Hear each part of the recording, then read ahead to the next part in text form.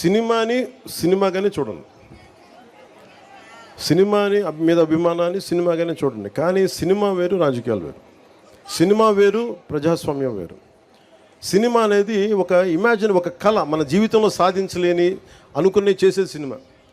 సినిమాలో ఇదే సినిమా నేను చెయ్యాలి అంటే ఒకడు వచ్చి ఓడిపోయి తిరిగి వచ్చి ఉప ముఖ్యమంత్రి అయ్యాడు కథ చెప్పడానికి 2.5 గంటలు చాలు.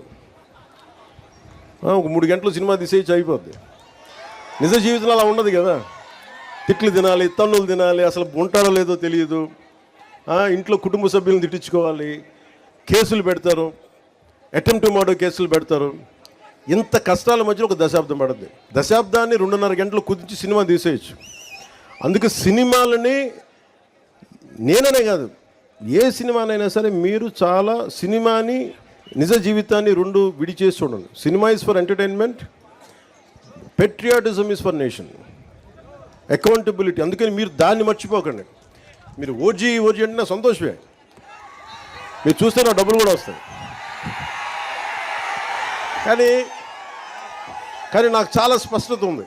సినిమాకి, రాజకీయానికి నేను తీసుకున్న బాధ్యతకి చాలా స్పష్టత ఉంది నాకు.